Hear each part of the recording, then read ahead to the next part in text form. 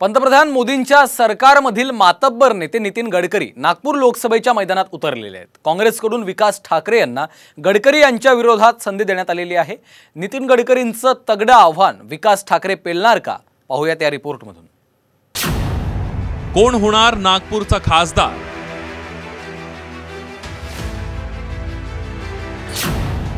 गडकरी नागपुरातून विजयाचे हॅट्रिक साधणार?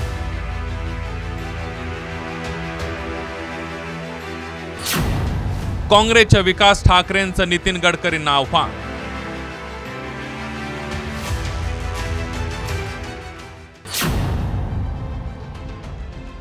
देशभरात रस्त्याचं जाळं विणणारे रोडकरी अशी नितीन गडकरी यांची ओळख आहे।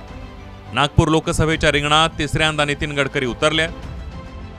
गेल्या 10 वर्षातील विकास कामांचा लेखाजोखा मांडून 5 लाखांचं लीड घेण्याचा विश्वास नितीन गडकरी व्यक्त करतात। तर गडकरींनी गेल्या 10 वर्षात केलेलं काम फक्त ट्रेलर असल्याचा दावा देवेंद्र फडणवीसांनी केला। माझी आपल्या सगळ्यांना विनंती आहे की निवडणुकीच्या दिवशी सकाळी 7 वाजता मतदानाला जा आणि 75% मतदान हे झालं पाहिजे आपल्या बूथवर, याची काळजी घ्या। आणि तुम्ही जर 75% मतदान झालं तर मला विश्वास आहे की मी 5 लाखापेक्षा जास्त मार्जिननी विजयी झाल्याशिवाय राहणार नाही।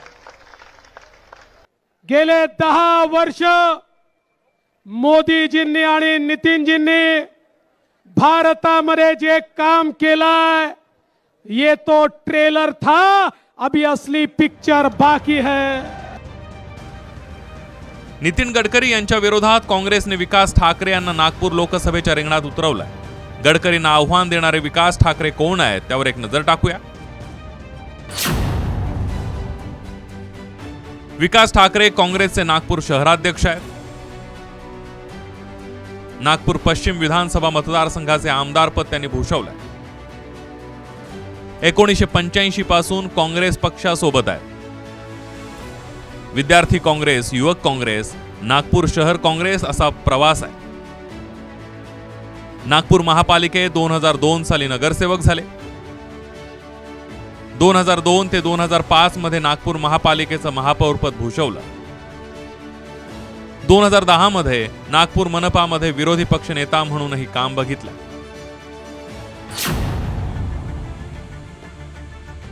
नागपूर लोकसभेत भाजपला आव्हान देणं काँग्रेसला तितकंसं सोपं जाणार नाहीये। एक नजर टाकूया 2014 आणि 2019च्या लोकसभेच्या मतांच्या आकडेवारीवर।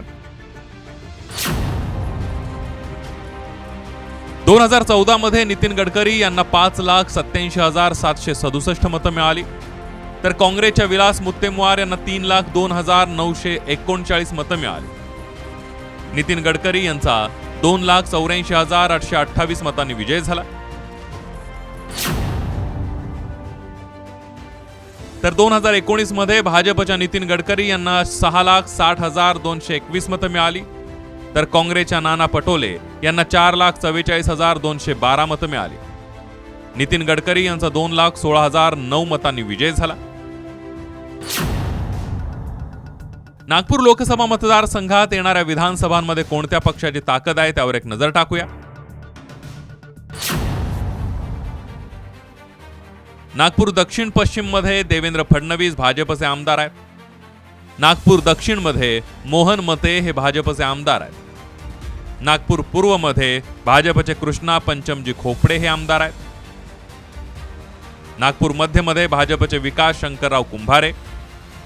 नागपूर पश्चिम मध्ये काँग्रेसचे विकास ठाकरे हे स्वतः आमदार आहेत, तर नितीन राऊत काँग्रेसचे नागपूर उत्तर मधून आमदार आहेत।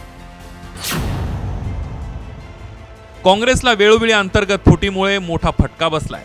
यावेळी मात्र सर्वांनी एकसंघ होत काँग्रेसच्या पंजाला बळ देण्याचं ठरवलंय।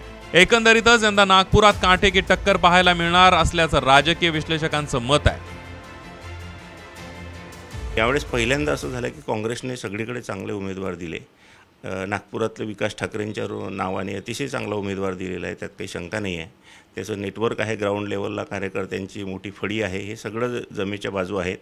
आणि काँग्रेसच्या लढत आहे ही अतिशय चांगली दमदार होईल असं दिसतंय. कारण सुरुवातीला गडकरी साहेबांच्या विरोधात उमेदवार सापडत नाही असा जो प्रचार होता, तर त्याला एक चांगलं उत्तर काँग्रेसने दिलेलं आहे विकास ठाकरे यांच्या नावाच्या रूपाने.